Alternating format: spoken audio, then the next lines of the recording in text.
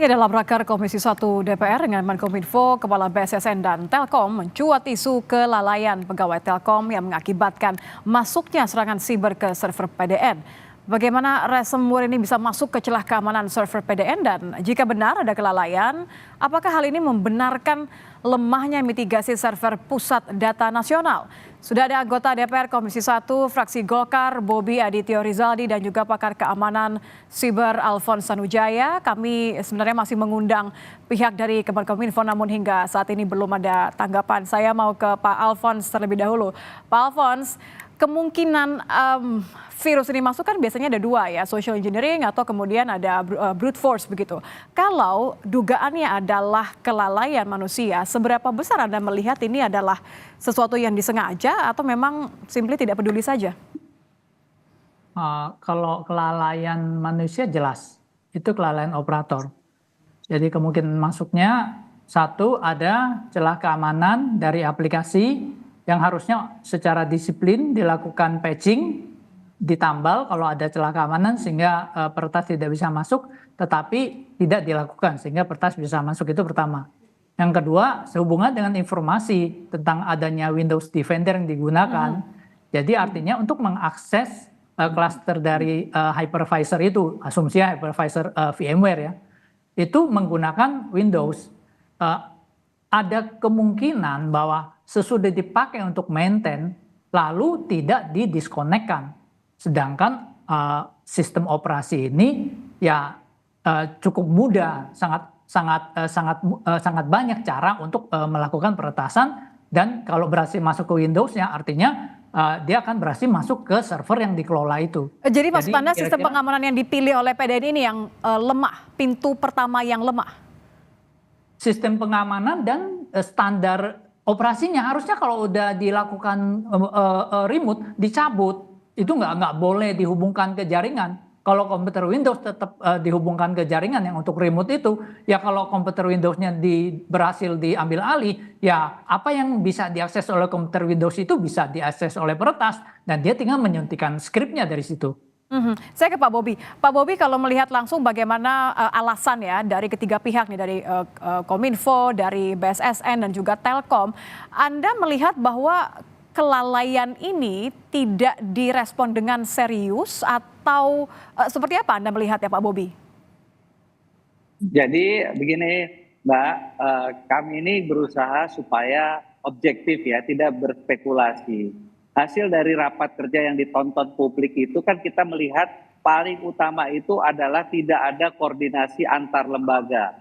Menyampaikan alasan kenapa terjadi peretasan oleh hacking saja itu antara tiga pihak yang hadir dan memberikan pernyataan itu beda semua.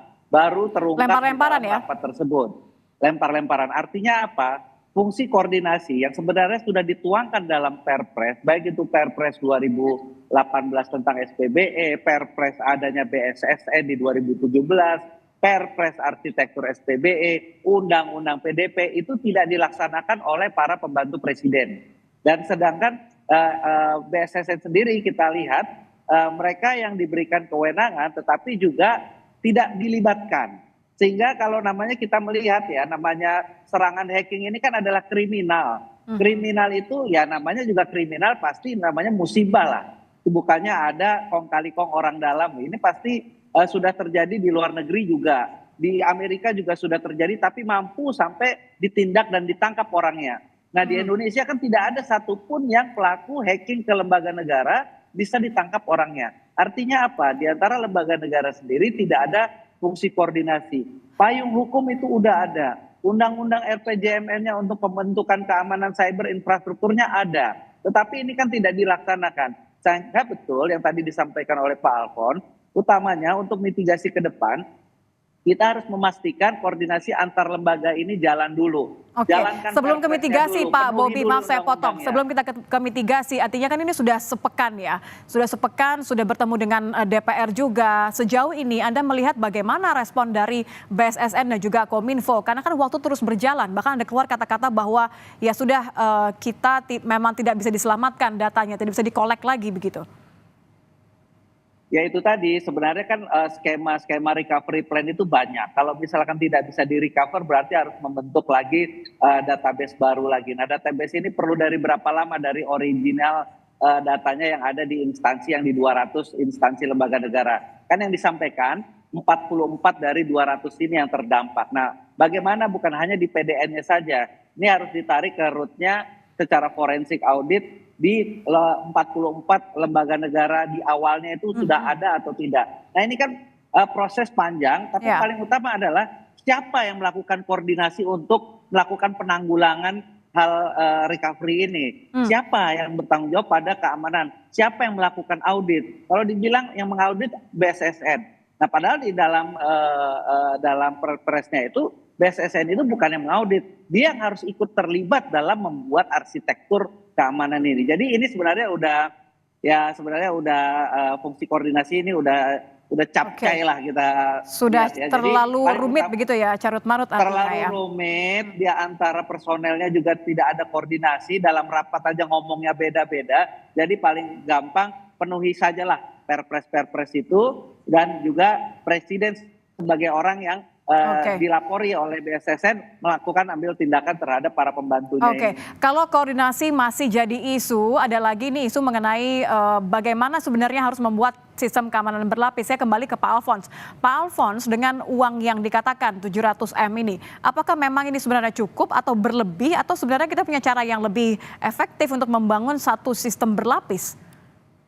Kalau namanya PDN itu harusnya fokusnya pertama pada keamanan. Jadi harusnya ada data center yang terpisah, ada backup, itu prioritas. Jadi jangan mengutamakan pada bangunan fisik lah, pada hal-hal lain. Nggak perlu jadi ya? Prioritasnya justru malah backup dulu. Datanya ada redundancy, ada disaster recovery, ada business continuity. Itu dulu nomor satu. Habis itu baru belakangnya gimana listriknya, gimana itunya. Itu yang prioritasnya di belakang. Ini kok terbalik, malah backupnya prioritasnya di belakang, tapi bangunan fisiknya yang prioritasnya di awal, dan itu ngontrak lagi kan. Bingung dengan 700 miliar itu. Teman-teman di IT kebingungan sebenarnya. Oke, saya kembali ke Pak Bobi. Berarti Pak Bobi, kalau dari keamanan begini dengan adanya anggaran, katakan saja memang anggarannya cukup besar, terlepas dari tadi Pak Alphonse katakan ini keurutannya justru yang kebalik-balik gitu. Anda melihat seharusnya, ini kita bicara mitigasi ya, jadi seharusnya sekarang apa yang dilakukan? Jadi sekarang ini kan kita sedang membangun PDN yang permanen. Yang diserang ini kan adalah PDNS sementara.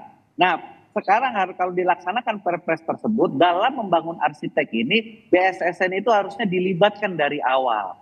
Kita juga bingung kenapa dalam rapat kok ada Telkom, apa urusannya Telkom? Sedangkan jadi sebenarnya siapa yang running ini PDN? Nah, jadi dalam arsitektur SPBE itu sudah jelas siapa yang harus terlibat. Nah inilah yang perlu saya rasa betul yang disampaikan semua rekan-rekan dan juga publik. Pak Alphonse juga saya rasa setuju untuk segeralah dilakukan forensik audit. Setelah forensik audit, sekarang ini kita bersama-sama bagaimana menanggulanginya agar pelayanan publik terhadap lumpuhnya Seberapa infrastruktur perlu ini bisa Satgasnas, cepat Pak Bobi? selesai. Seberapa perlu Satgasnas? Ya, Nanti nambah anggaran lagi, nambah orang lagi, tapi hasilnya belum tentu bisa jadi jaminan. Ya karena paling utama kan dengan kita melihat pentingnya PDN ini, tapi ternyata PDN itu bukan dimasukkan dalam objek vital nasional. Objek vital nasional itu memang pengamanannya saja berlapis. Ada TNI-nya, ada Polri-nya, ada koordinasi antar lembaganya. Kalau di migas ada SKK migasnya, ada macam-macam. Nah ini yang paling utama melihat bahwa pentingnya infrastruktur PDN ini yang membuat pelayanan publik sampai ibaratnya kalang kabut. Dan ini sudah menjadi isu nasional, saya rasa ini bisa ditindaklanjuti. Satgas itu, pembentukan Satgas kan bukan berarti keluar uang. Kan itu sudah ada tupoksinya masing-masing, tinggal dikoordinir saja. Task force itu bukan berarti ada tambahan biaya kok, itu hanya fungsi koordinatif. Nah inilah sekali lagi yang disaksikan oleh publik, tidak ada fungsi koordinasi antar lembaga, khususnya dalam pembentukan PDN dan juga keamanan cybernya. Kalau gitu saya ke Pak Alfons deh. Pak Alfons ini terakhir. Jadi yang bisa dilakukan karena sudah 1 minggu lah ya dengan berbagai potensi dampak dan masih di audit forensik begitu. Apa yang bisa dilakukan dan seberapa besar potensi kita bisa menyelamatkan data-data tadi? Karena pemerintah kan sudah memutuskan kita tidak bayar. Artinya kita harus hidup dengan data yang dienkripsi ini. Lalu mau nggak mau kita harus ambil data apa yang bisa kita miliki. Jadi sebelum bergabung ke PDN, setiap lembaga pasti punya data masing-masing di tempatnya. Katakan contoh 1 Januari dia bergabung ke PDN, jadi 1 Januari sampai 20 Juni kemarin data itu yang terenkripsi. Jadi data 1 Januari dan sebelumnya itu ada dan bisa direcover. Itu yang bisa digunakan. Lalu bagaimana dengan 1 Januari sampai 20 Juni itu? Ya PDN secara tidak langsung harus bertanggung jawab, ikut di setiap lembaga, itu hukumannya gitu loh. Gimana caranya lu bertanggung jawab supaya data ini bisa apakah dikumpulkan, apakah kalian harus berpartisipasi atau gimana, ya itu bentuk tanggung jawabnya supaya kita tidak terjadi lagi kemudian hari dan tahu konsekuensinya serius gitu. Ini masih bagus, ini bukan konsekuensi hukum, bukan konsekuensi finansial atau tetapi ya kamu tetap Tanggung jawab saja ya. Jawab. Ya. Oke, Pak Bobi berarti terakhir Presiden hingga saat ini memang belum menyatakan apapun ya. Sudah memanggil Menkominfo sebenarnya. Ada desakan juga untuk bertanggung jawab tanda kutip mundur begitu. Apa yang diharapkan oleh masyarakat melalui DPR yang harus dilakukan sekarang supaya tidak lagi kita khawatir data kita rentan sekali nampaknya untuk diretas dan bahkan dijual. Ya paling pertama adalah bagaimana untuk memulihkan pelayanan yang sudah terdampak ini perlu kita sama-sama bersatu dan berkoordinasi antar lembaga negara untuk bisa memulihkan layanan seperti sedia kala. Ini yang perlu kesulitan lah dan fungsi koordinatif. Dan yang kedua adalah kita juga meminta untuk Presiden menginstruksikan kepada para pembantunya itu untuk melaksanakan semua instruksi-instruksi yang sudah beliau buat. Baik itu melalui Perpres, baik itu melalui Undang-Undang RPJMN maupun turunan dari Undang-Undang PDP. Jadi sebenarnya sesederhana itu dan kita di DPR sama-sama mengawasi kalau perlu ya kita audit legislasinya bahwa apakah yang sudah menjadi turunan tersebut dilaksanakan atau tidak. Karena memang Perpres ini itu sifatnya himbauan, kalau tidak dilaksanakan tidak ada sanksinya. Tetapi dengan dampak yang sefatal ini saya rasa Presiden sekarang harus mulai berpikir juga kalau para pembantunya ini tidak mau melaksanakan instruksinya dan ternyata mengakibatkan kocar-kacirnya pelayanan publik, ini saya rasa memang harus ada yang perlu bertanggung jawab. Oke, terima kasih Pak Bobi Adityo Rizaldi, anggota DPR Komisi 1 fraksi Golkar dan juga pakar keamanan siber Alfons Tanujaya sudah bergabung bersama kami di Kompas Petang. Selamat petang.